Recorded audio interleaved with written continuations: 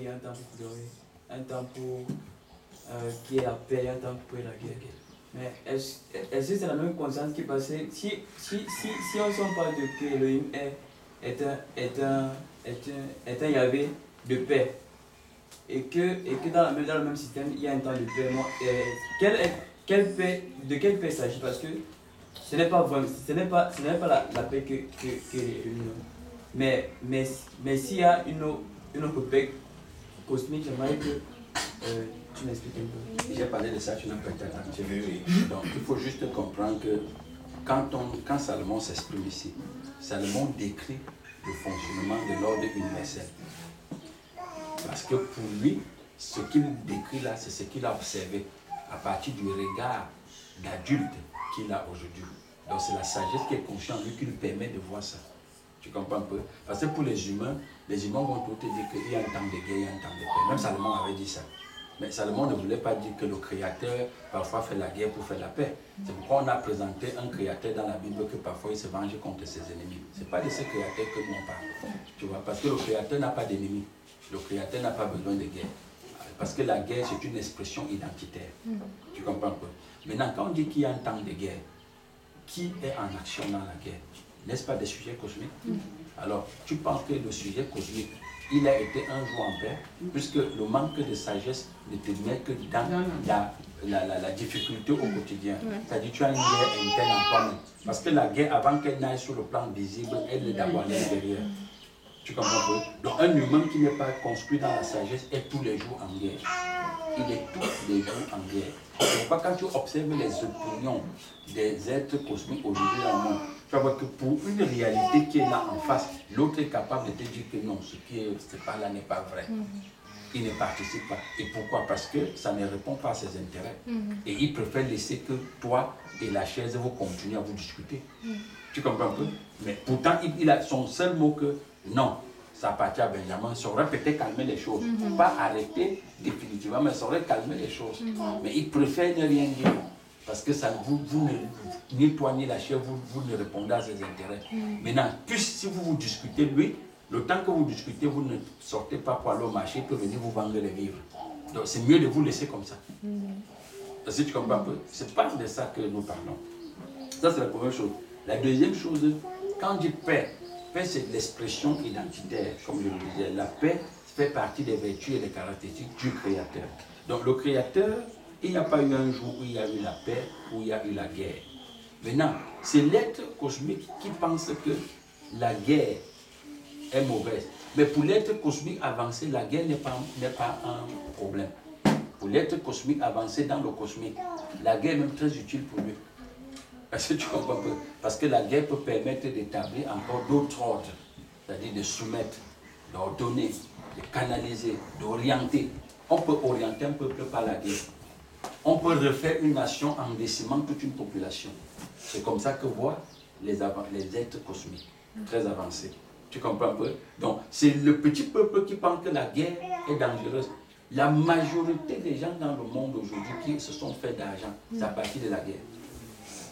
Tu comprends? Parce que si la guerre avait été jugée par les humains, avancés dans le cosmique, que c'est mauvais, on allait arrêter tous les industries de fabrication d'armes. Tu comprends un peu? On allait arrêter. Et tu vas voir qu'aujourd'hui, tellement elle est productive, la guerre est productive pour certaines nations qu'ils se mettent comme des gardiens pour voir si toi, tu ne fabriques pas le type d'armes qu'eux ont. C'est pourquoi on te dit qu'on a interdit à tel pays de faire la bombe atomique. On a interdit à tel pays de faire tel type d'armes. Tu comprends un peu? Parce qu'ils savent que si tu fais la bombe atomique, tu vas te mettre au même pied d'égalité qu'eux. En ce moment, tu ne peux plus être quelqu'un qu'on doit exploiter. Vous allez maintenant plus parler en tant que le dominateur et le dominé. Mais vous allez parler maintenant que deux êtres assis sur une table en égal, face à face. Et là, ça ne lui produit plus. Donc tu comprends bien, quand on dit guerre, la guerre extérieure là, ce n'est pas différent du paludisme. Hein. Ce n'est pas différent de la typhoïde, ce n'est pas différent du sida. C'est-à-dire que ce sont des éléments producteurs d'argent pour la société. Parce que la vraie guerre est à l'intérieur de l'humain. Si l'humain est traité à l'intérieur, s'il devient un vase noble, construit de la sagesse, venant d'en haut, celle qui n'est pas tirée de la société, mais même le mouvement extérieur, là, tu ne le verras plus. Tu ne le verras plus. Les humains n'auront pas besoin d'un autre humain derrière eux pour dire que ne fabrique pas la bombe atomique. Mais qu'est-ce que ça va lui servir à quoi? Les idées, les formules de la bombe atomique viennent d'où? Ça ne vient pas de l'humain, ça vient de la société. C'est l'univers qui le transmet ça. Parce que l'univers, comme je le disais la dernière fois, sa survie dépend de ton incompréhension. Sa survie dépend de ta stupidité, de ton ignorance. C'est ça qui fait tourner l'univers. Où tu parlais maintenant du yin et le yang. C'est-à-dire qu'il faut toujours cet équilibre-là. Hein? Il faut l'équilibre. C'est pourquoi on dit qu'il faut que des gens meurent, après il faut que des gens naissent. Tu comprends un peu? Il faut que des gens pleurent, après il faut qu'ils soient dans la joie. Mais si on pouvait faire, pourquoi ne pas faire une joie? Si la joie dépendait d'une fabrication humaine, pourquoi ne pas faire une joie éternelle? Hein? Puisque personne n'aime les pleurs, pourquoi ne pas faire une joie éternelle? Ils n'arrivent pas à faire la joie éternelle parce que ce sont des éléments d'équilibre pour eux. Il faut qu'il y ait toujours un temps. Il faut qu'il y ait un temps. Et parce que pourquoi le temps? Parce que le temps est un indicateur que nous avons affaire à une masse cosmique, limitée dans le temps, régie par le temps, et qui ne peut pas aller au-delà du temps. Est-ce que tu vois un peu? Il ne peut pas aller au-delà du temps. Et tu vois, quand on présente le Christ, tu vas voir que quand le Christ arrive, quand on présente le Christ, tu vois que le Christ n'est pas soumis aux saisons. Il n'est pas soumis aux informations de la société qui est là. Regarde par exemple, on vient lui dire Hérode veut te tuer. C'est-à-dire, on lui annonce quoi là? C'est la guerre. Hein? Prends Hérode comme un gars d'un parti politique et prends le Christ comme quelqu'un d'un autre parti. C'est-à-dire que deux visions dans l'univers qui s'affrontent. Parce que Hérode symbolise l'univers. Et le Christ symbolise l'homme. C'est-à-dire que la sagesse incarnée du Créateur. Tu vois? Mais qu'est-ce qui se passe? Mais comme lui sait bien que tout ce qui est là, c'est son économie. Quand on lui dit Hérode, c'est-à-dire l'univers dit qu'il veut te tuer, il veut te faire la guerre. Mais pour lui, le mot guerre n'existe pas dans son vocabulaire. Sa présence anéantit tout. Organise tout. Oriente tout. Donne un sens à tout. Tu vois un peu? Mais il ne s'est pas affolé. Mais aujourd'hui, si tu dis à un être humain, le président Macron veut te tuer, mais il va d'abord quitter la France pour s'installer en Allemagne avant de réfléchir. Oui. Donc c'est ça. Nous savons aujourd'hui que quand déjà l'État dit arrêtez-le, soit tu entres au maquis, soit tu laisses on vient t'arrêter. C'est tout. Voilà pourquoi on parle d'exil. Quelqu'un il s'est exilé parce qu'on veut l'arrêter. Mais quand on dit à la compréhension qu'on veut te tuer même, mais il lui dit carrément que dites au renard que je n'ai que pour 3 jours. Donc, ce n'est pas son information qui peut venir interrompre mon expression. Tu vois un peu? Donc c'est ça mon frère. Dans la paix, la bonté, tout ce que tu peux imaginer, n'est que l'expression du Créateur. Dans la sagesse, il n'y a pas un temps de paix et un temps de guerre, ça n'existe pas. Parce que pour celui qui vient d'en haut, c'est-à-dire nous-mêmes qui choisissons là, plus notre compréhension se profile tous les jours. Ce que nous avions identifié hier comme guerre, comme obstacle, n'est-ce pas? Comme limite, elle devient plutôt des outils de travail, de force pour nous. Est-ce que tu vois un peu? Ils deviennent des outils de travail. Mais frère, apparemment, quand tu regardes la nature, quand tu observes la nature, tu regardes les animaux, tu regardes l'humain. Apparemment, l'humain c'est le plus désordonné de tout. Parce que les animaux, quand même, quand tu regardes leur manière de faire leur croissance, tout ça, ils sont ordonnés dans leurs choses. Mais quand tu regardes l'être humain vraiment... Mais c'est pourquoi Paul l'appelle l'homme animal, pour l'être animal. Et aussi, tu vois, maintenant c'est l'humain qui se lève peut-être pour vouloir organiser la nature quand il va pleuvoir. Alors que lui-même, il est un être vraiment instable. Mais si tu observes bien ce qu'on a dit, l'humain a voulu organiser la nature. Il a même plutôt violé la nature. Parce que sur le plan scientifique, parce que quand on regarde l'humain, et pourquoi? Parce que l'humain avait un seul mobile, satisfaire ses intérêts et ses passions. Il a des passions, c'est-à-dire que pharaoniques. Tu comprends un peu? Par exemple, on te dit bien que selon l'expression de celui qui a organisé l'univers, il a décidé que ce salon-ci serait le désert. Après un jour, Lazare et moi, on arrive, on dit non. Parce que nous, on ne veut plus le désert, si on veut faire de ça un champ vert. Tu vois un peu? On commence à changer l'ordre des choses. Pour ne pas oublier, mais est-ce que ma question,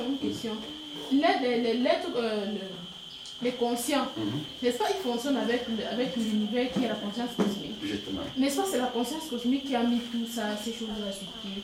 Non, c'est ce que je disais. La conscience cosmique étant l'univers, elle-même elle voit le jour sur ordonnance du Créateur. Bon, maintenant, quand le Créateur ordonne à l'univers de voir le jour, il a établi un ordre. C'est pourquoi Salomon dit ici que c'est dans cet ordre-là que l'univers doit fonctionner. Elle peut parler au-delà. Mais maintenant, Sarkozy vient te dire qu'il faut dompter la nature. Mais lui aussi dit ce que les scientifiques disent. Hein. Voilà.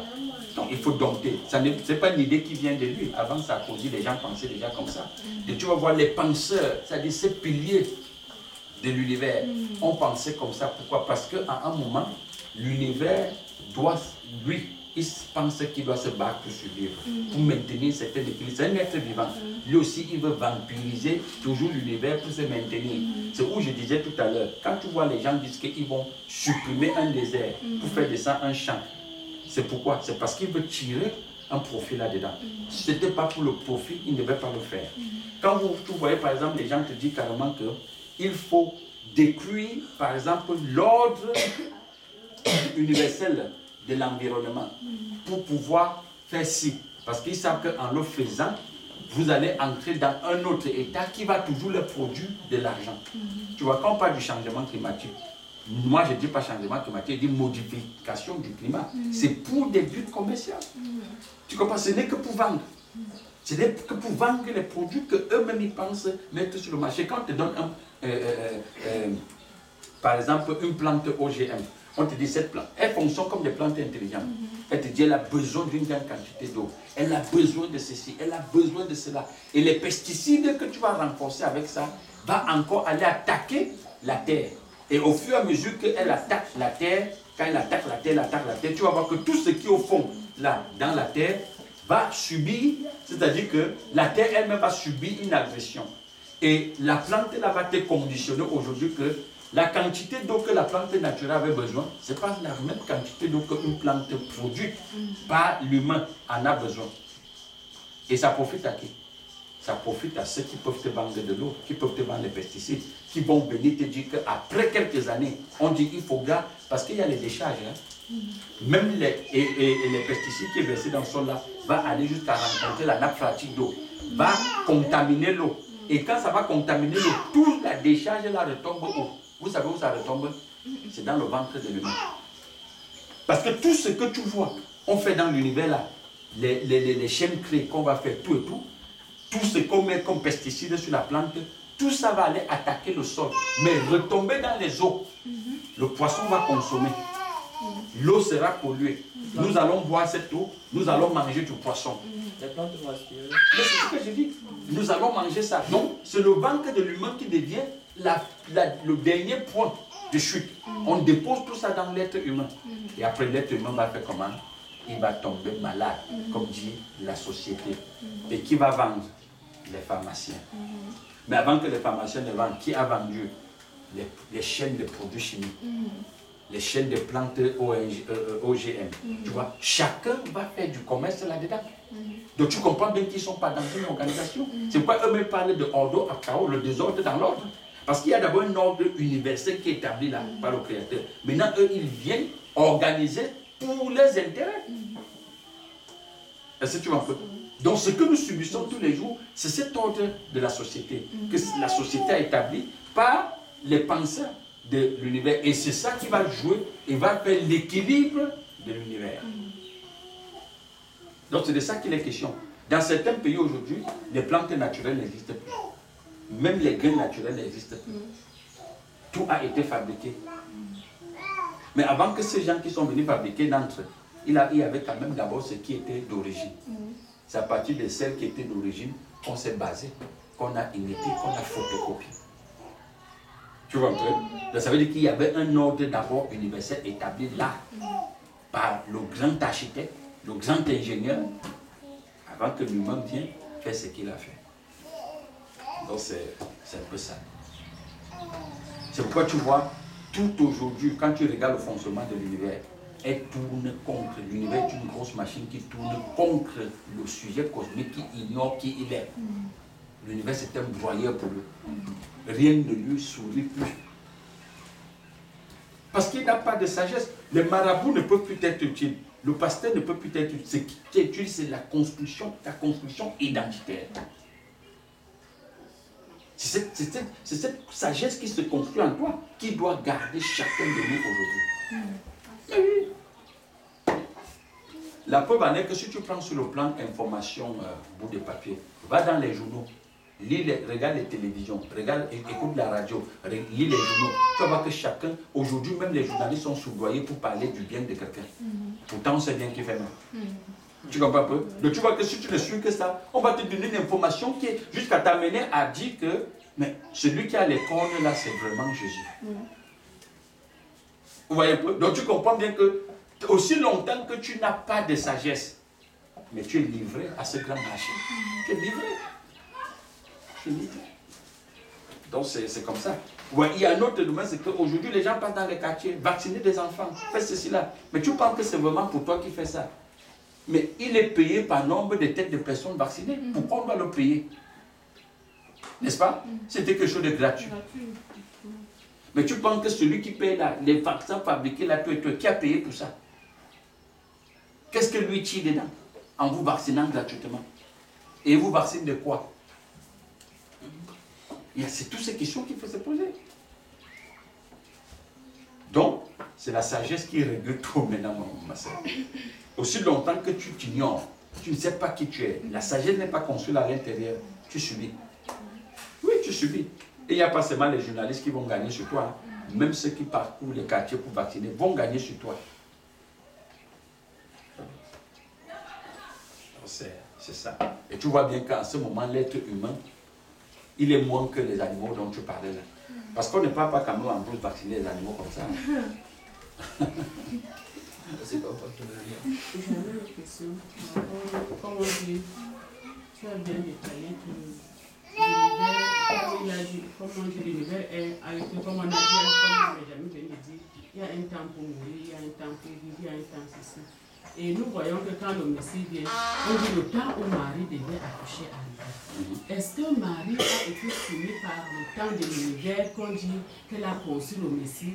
Ou bien, je ne sais pas, c'est parce que c'est des choses qui ont été prédites. Mais s'ils ont été prédits, est-ce qu'il fallait qu'elle sauve? Parce que jusque-là, il y avait toujours le Père qui s'exprimait toujours dans des vases, comme on dit, comme des Abraham, comme tous ceux-là qui sont passés. Est-ce qu'il fallait qu'il y ait un temps pour que le Messie vienne, pour que ces gens, les humains, puissent être éclairés? Parce que jusqu'au temps, les gens étaient toujours, je pense qu'ils étaient toujours éclairés. Est-ce qu'il a fallu un temps où on nous ramène toujours dans le temps où on a dit il y a un temps pour vivre, il y a un temps pour mourir, il y a un temps de paix, il y a un temps de malheur? Est-ce que c'est ce temps-là?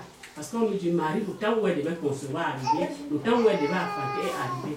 Est-ce que c'est toujours l'univers qui agit dans ça? Tu as répondu à une certaine partie de ta question. Tu vois? Parce que si tu sais que la Bible parle au cosmique, et ce langage est tissé et taillé de manière que même le petit cosmique peut amener ça à son niveau de compréhension. Ça, c'est la première chose. Deuxième chose, c'est que dans la Bible, le petit cosmique, on lui fait penser que Jésus, c'est un être vivant. Parce que Jésus, normalement, l'homme n'est pas un être vivant. L'homme, c'est une compréhension. C'est-à-dire, c'est la compréhension créative qu'on appelle l'homme. Alors, quand on nous dit le temps que Marie devait accoucher, c'est pour amener Jésus comme un être vivant. C'est-à-dire que pour que les cosmiques pensent vraiment qu'il est aussi né comme eux. C'est-à-dire c'est leurs frères. Voilà pourquoi ils disent qu'ils sont les frères de Jésus. faut bien comprendre ce niveau-là. C'est une manipulation très grande. Parce que celui qui vient d'en haut n'a pas besoin d'être enfanté pour naître. Celui qui vient d'en haut, c'est la compréhension créatrice. C'est pourquoi toi même, j'ai dit, tu reprends une partie, tu dis bien que, mais avant que Marie ne vienne aller dans une crèche ou alors, je ne sais pas moi, où, pour enfanter Jésus, mais est-ce que les gens n'étaient pas éclairés?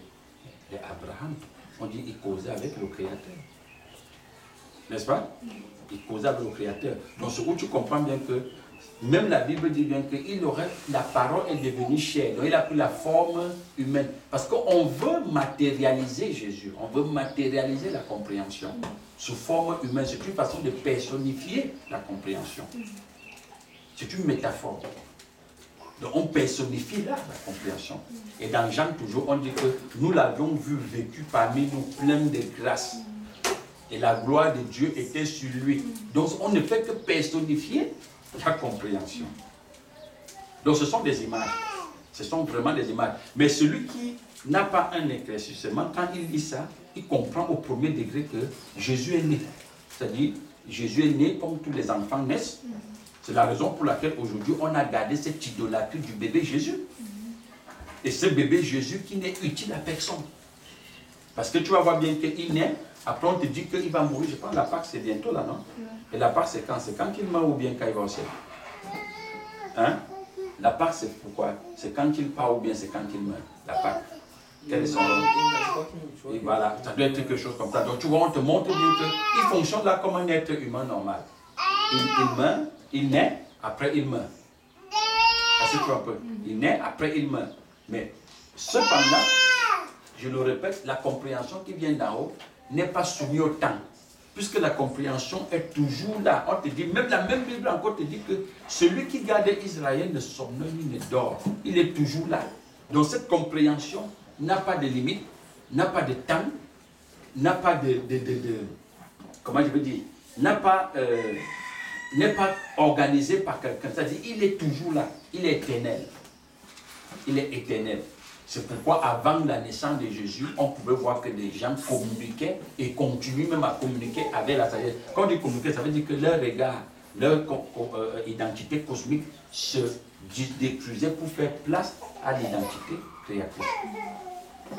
Donc c'est ça. Donc la naissance de Jésus n'est qu'un montage. Maintenant, quand tu vas, parce que ça c'est la Bible qui dit, quand tu vas dans d'autres livres, des livres avant la Bible, si tu vas dans les livres africains, mais on va te montrer que Horus lui-même était né. N'est-ce pas? Voilà, on va te montrer que Horus était né et quoi, d'une femme vierge. Et que tu vois, on va te montrer toute cette histoire. Tu comprends bien que c'est une façon de montrer là des consciences, de personnifier des consciences avancées dans l'univers. Mais tout ça, on chute aujourd'hui, on te dit, mais Horus c'est carrément Jésus. Donc tu comprends bien que on veut juste personnifier la conscience. Parce que la conscience n'a pas besoin de naître. Elle est toujours là. Est-ce que l'univers même, qui est une conscience, a besoin de naître? Elle était appelée à l'existence. Elle a toujours été là. Tu vois un peu? Elle a toujours été là. Donc cette histoire de naître, c'est juste pour construire l'idéologie, le mythe de ce Jésus qu'on célèbre tous les jours. Et qui devient fond de commerce. Parce qu'en pendant Noël, on va te montrer le bébé Jésus. N'est-ce pas? Et qu'il faut aller comme ça, il faut faire ça. On va faire toute une cérémonie commerciale autour. Et comme la Pâque arrive là, où soit c'est quand il va être tué, il y aura, je pense, il y a eu la fête des rameaux. Je ne sais pas ce qui s'est passé. Il y aura les trucs des rameaux, il y aura les chemins de croix, il y aura toutes ces choses-là. Et qui fait toujours entrer de l'argent. Mais est-ce que tu as besoin de tout ça pour que ton regard change? Tu n'as pas besoin de tout ça. Ce dont tu as besoin, c'est vraiment que l'identité du Créateur soit construite là en toi, aisément, simplement, et tout naturellement, tout simplement. Elle se construit. Je comprends parce que non, c'est ça. tellement qu'on a réduit l'être humain à ce qui est virtuel, il fallait vraiment qu'on constate qu'il y ait une naissance. Mais c'est Et ça. qu'on constate peut-être qu'il y a une mort, comme selon un. Et c'est pour cela qu'ils peuvent toujours être dans cette routine pour demeurer dans ça. C'est ça. Voilà. Puisqu'on fête même son C'est anniversaire. pour cela que j'ai posé ma question, c'est Oui. parce que je comprenais, parce que si on parlait qu'il y a eu une naissance et qu'il est un repère, avant qu'il ne vienne, est-ce qu'il n'y avait pas des gens qui avaient toujours ce repère? Mais et la Bible, C'est c'est-à-dire ça, c'est selon, ça, selon c'est le ça. canon chrétien, on te dit il y a 2000 ans. Donc ça veut dire qu'en fait, les gens ont commencé, avant 2000 ans, les gens n'étaient pas en communion avec la source. Ils étaient en dehors de la sagesse. Donc c'est de ça qu'il est question. Parce que Jésus, l'histoire de Jésus date de 2000 ans. C'est une histoire qui est bien ficelée. Avant 2000 ans, Mais parce que les êtres n'existaient si avant 2000 ans, il y avait des livres avant la Bible, donc il a fallu peut-être s'inspirer des autres livres pour mettre l'histoire de Jésus sur pied. Donc ce n'est que ça. Comme ça.